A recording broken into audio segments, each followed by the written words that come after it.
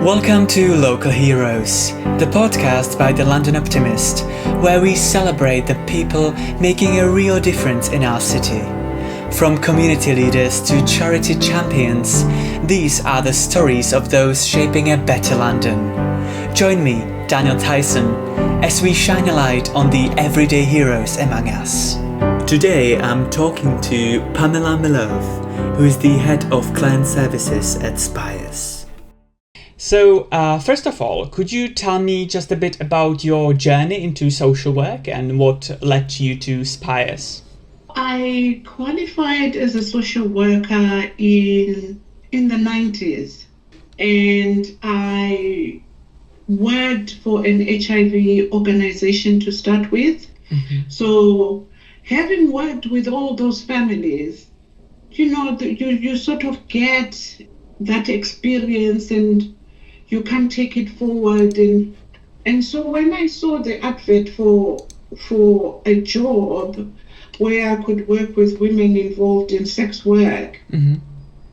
I was very doubtful. I said, I live in Mitcham. I go to Streatham all the time. I pass through Wandsworth and Balham. What are they talking about? Mm-hmm. I have never seen any sex workers.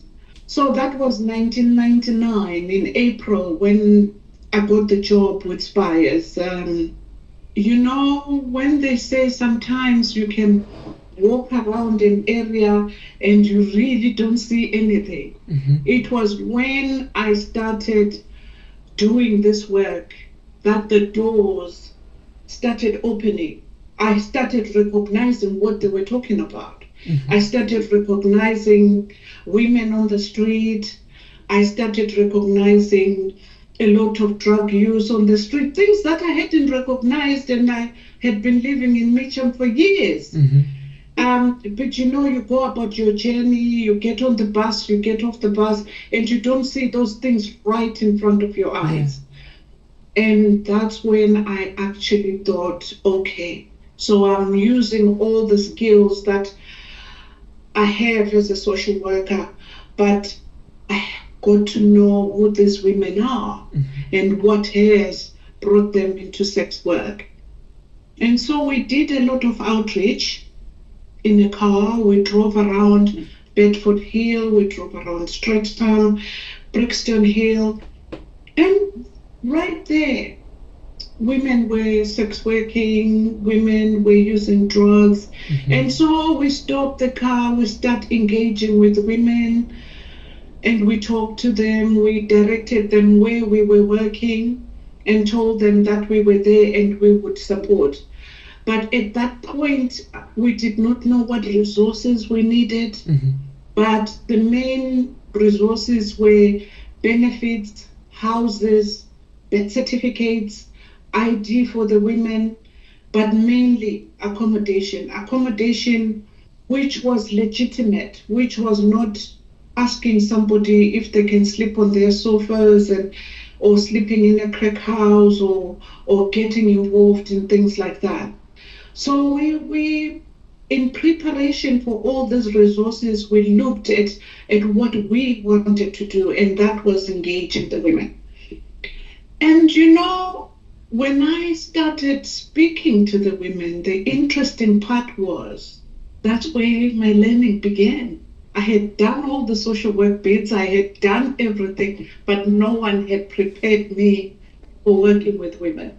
So it was just good to go there, speak to the women, find out who they are. They were also interested in who I was, why I was coming to help them. Was I legitimate?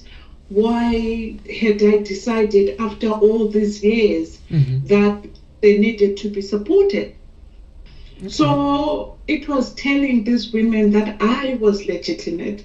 No one had done anything for them. And so with other workers and with other volunteers, I think we started off with 2 workers and I think about 5 or 6 volunteers who were coming out on outreach with us, who were supporting us to run the women's groups, which we started at Spires, which were 2 days a week, a Monday and a Friday. We would have all these women coming in. And then we realized as well that we needed another evening for those women that came in the evening. So we had a drop-in on a Tuesday evening, which started at about 7 and finished at 10. Mm-hmm. And all these women came in. The interesting thing is women carried a lot of stories. And in those stories, it was individual to each woman. Mm-hmm. You couldn't say, oh, okay, the story looks like that one, so I'm going to do this. Each woman was different. Mm. So they were sex working, they were smart, they were good, and they were genuinely saying, I don't have enough money. The money I'm getting from my benefits is not enough. So I'm just going to work, get my son's trainers, pay for this, and then I'll stop.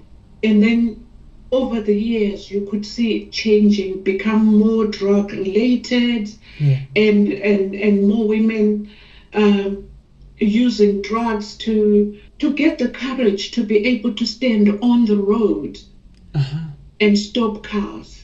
They didn't have courage. It was difficult. And so they would probably have a drink before they did that. Yeah.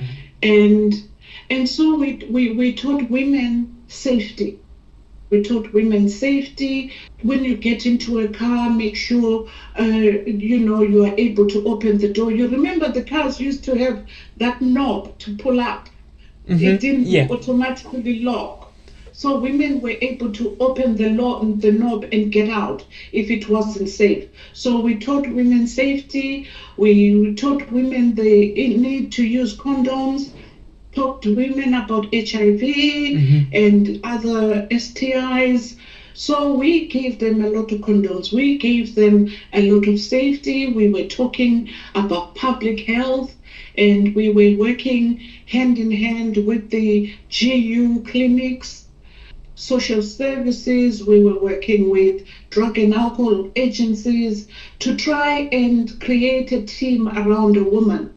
So that if a woman wanted treatment, we knew who to go to. If we had mental health issues. So there was a lot of background work that we had done, introducing ourselves to the police, introducing ourselves to doctors, saying this is what we wanted to do. And promise you, I think within the first year, we had been working with something close to 150 women who we had met on the street. We were doing three outreaches a week, which was Monday night, Thursday night, and Friday night. We started at 9:30 at night and finished at 1:30 in the morning. And today, 26 years later, we're still doing the same outreach. We haven't changed it. Because it works. It works. That's women amazing. know when we are out. Women know where to see us. And we worked with children who had been victims of domestic violence. We worked with children with young women who had been victims of sexual abuse. Women who did not know who to turn to. People did not believe. They believed that people would not believe them. But one thing about the Spires Women's Service was, you are a woman first. It did not matter where you came from. The minute you stepped through our door, you were a woman first. We worked with options and choices. From the word go, we gave women options and choices. What do you want? What do you want to do? It wasn't like, you got to do this, you got to do this. No, we did not have a prescription. We wanted the women to tell us what they wanted. Others will simply say, I am not ready yet. Others would say, I hate what I'm doing. I need to get out. And we would start with, okay, let's sort out your benefit. But sometimes they never made it to the job center. They never made it to appointments. Sometimes they would be up at 4 o'clock and everything will be shutting down. So we worked in such a way that we insisted on the women that you want something done, you have to get up in the morning. Yeah.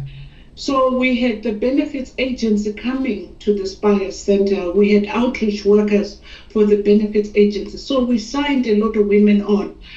We got birth certificates from the General Register for women. They did not have any paperwork. We got all these things sorted before. Because without any paperwork, you wouldn't sort out your benefits. Without any paperwork, you wouldn't be able to sign up for accommodation. So we also worked with housing associations like St. Mungo's, Thames Ridge, who would give us rooms for women to go and live in them.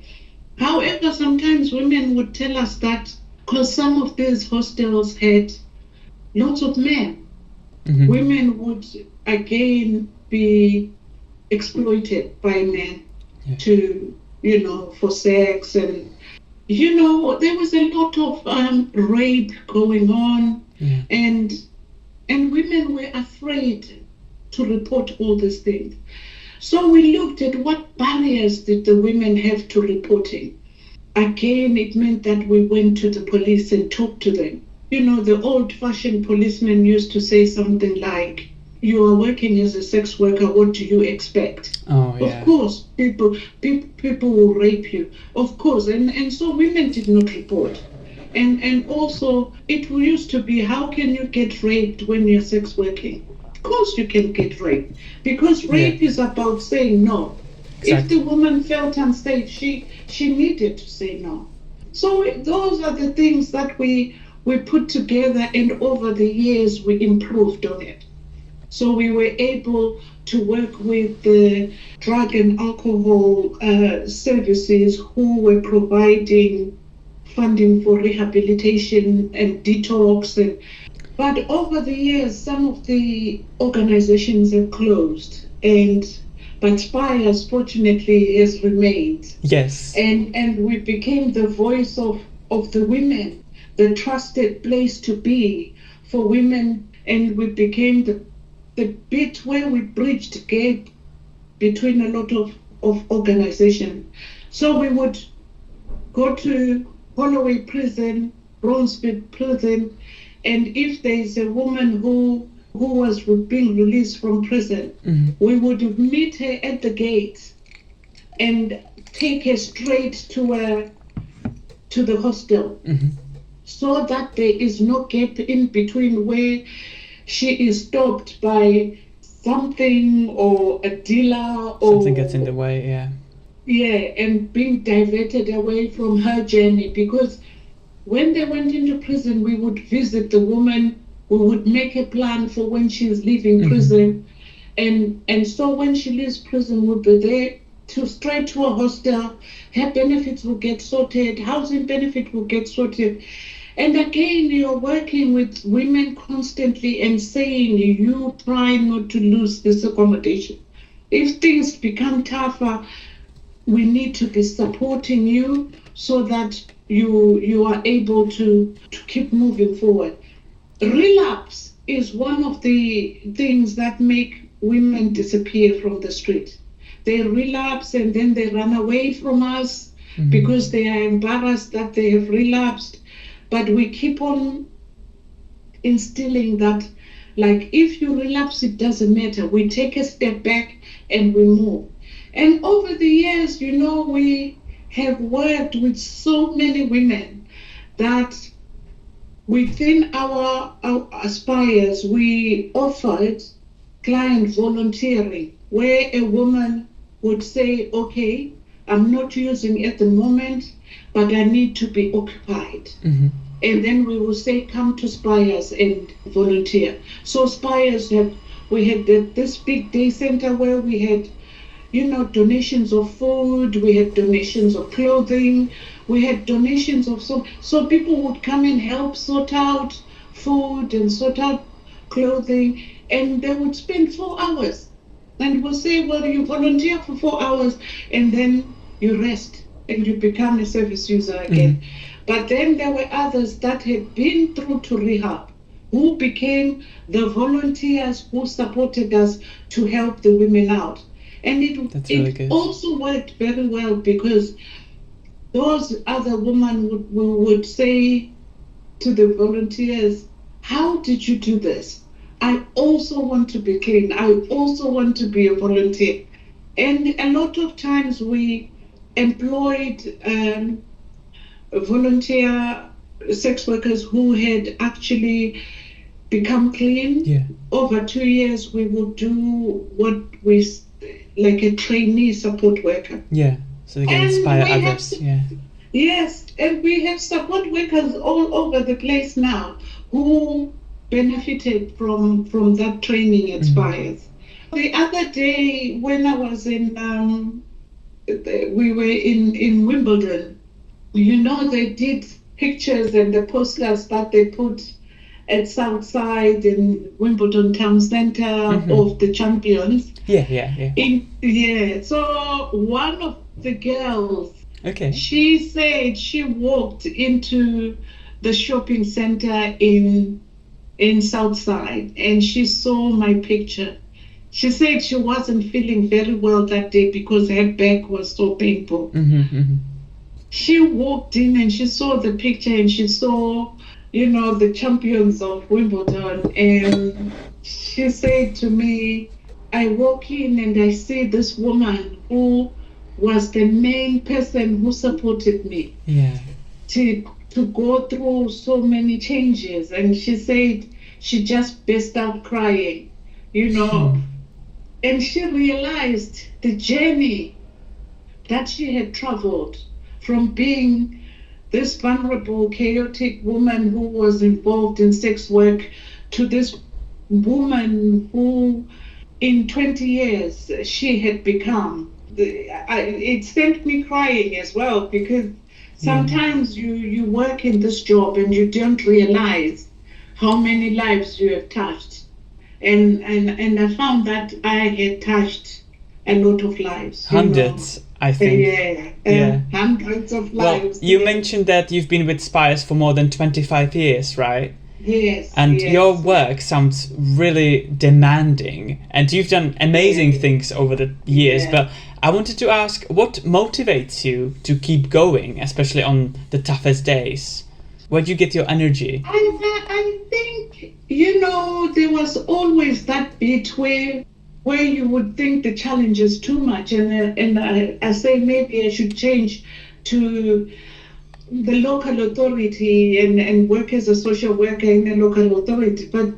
And then all of a sudden somebody pops in through the door and says, oh, Pamela, I've just finished the rehab and I'm doing so well. And then I think there's a reason why I stayed, you know.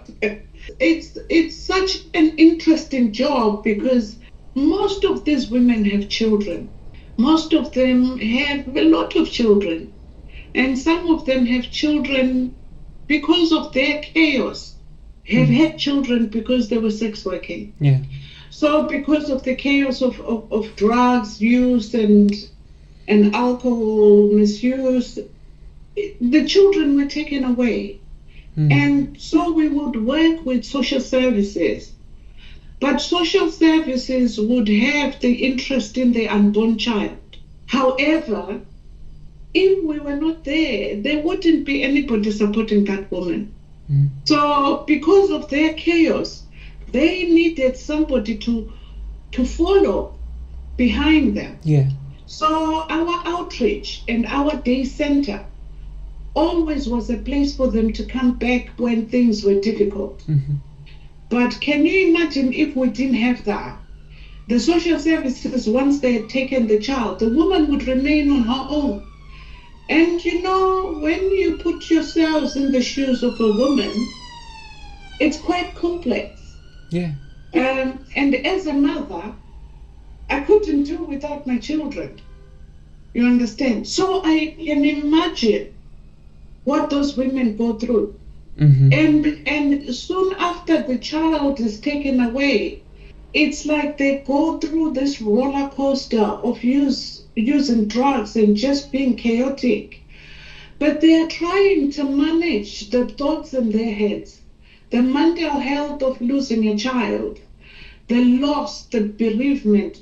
They just don't lose the child, not that the child is dead, but child is taken to a family, there are people who are willing to adopt that child. And social services role, and this is again the bit that I understand because of being a social worker, is to create a family for that child. Yeah. And the child is better off when they're still little, so they can grow in a family where they are adopted or they are fostered out. But they need to create a permanency for that child, something stable for that child. Mm-hmm. But this side, the chaos the mother is going through is never easy.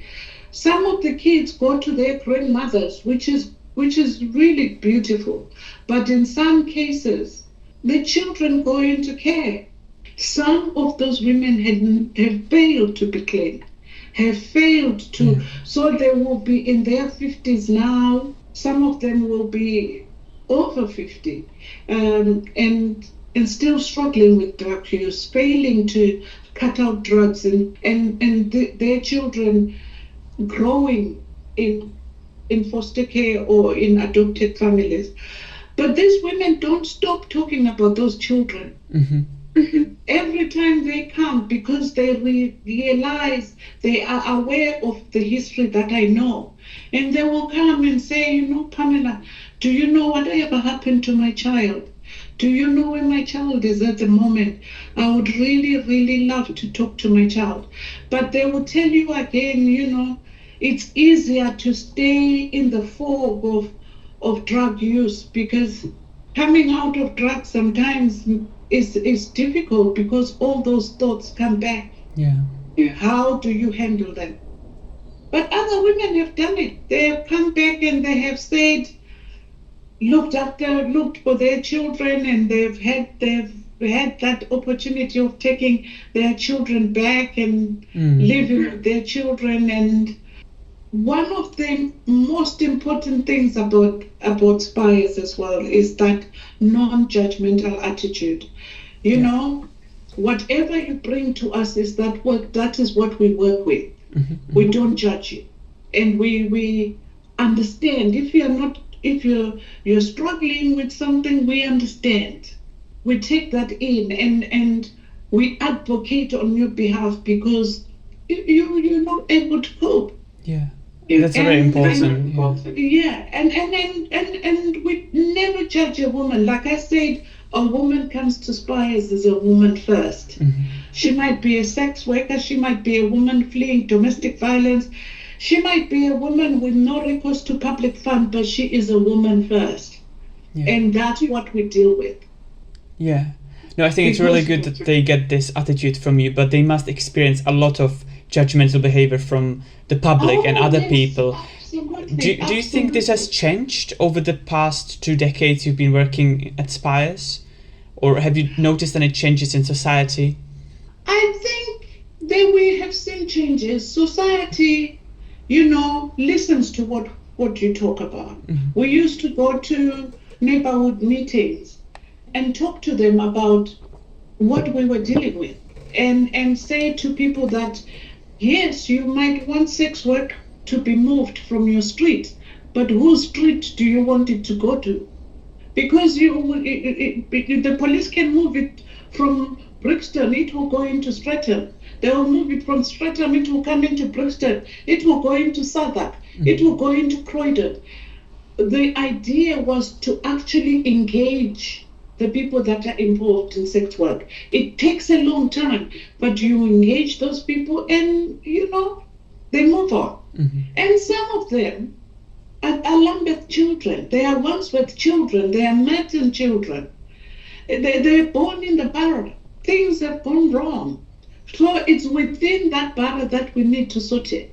We can't throw it into the next borough. We need to work with the women where they are at, where the support is. Mm-hmm. And as you speak to people, people's eyes get opened. And so, because we work a lot with street-based sex work, women who are actually working on the street, what we say to the women, you need to remain visible on the street, because it's the community that protects those people. If anybody is attacking those women, it's the community that call the police. It's the community that support those women. So the more visible they are, is the more help they get. Okay. But if they start working in areas, like if they are dispersed to darker areas where the police cannot get there, where no one goes there, it's a danger. The women disappear. There have been kidnappings happening of these women. And you hear a woman saying, I went into this man's car and I ended up in East London.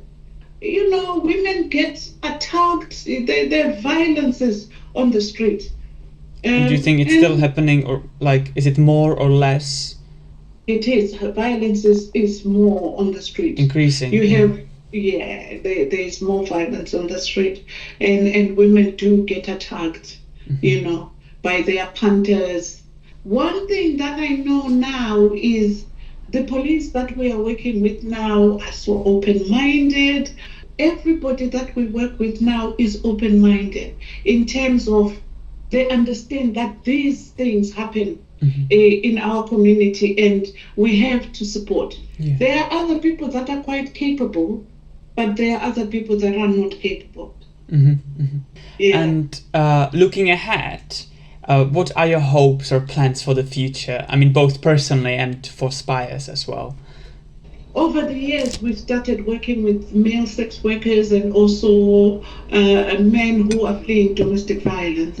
So the team gets bigger. And as I'm heading towards my retirement... Are you? Yes, I'm in my 60s now, so I'm going to be retiring at some point. I don't know when, but at some point. I know the team here will be amazing and always be there to support women. Like I say, we work with male sex workers, we work with a lot of male who flee domestic violence. This is where you see where the stigma is sort of lifting. Men did not report as well. Men did not come to look for help. They just found a way of coping. Yeah. Or they would drink and just forget. But we have a lot of men who have suffered sexual abuse, who we work with and support. So it's lovely it's empowering to see men coming in and asking for help. It shows that the world is changing in a lot of ways, more than ever. Yeah. So would you say that's the next route you would like to take with Spires, to focus more on work with men now? Yes, we would like to open more space for men and also for the community to know that men can get help. We don't want men to be left out. As we continue to support women, we support men as well. Okay, good. Yeah. That's very nice.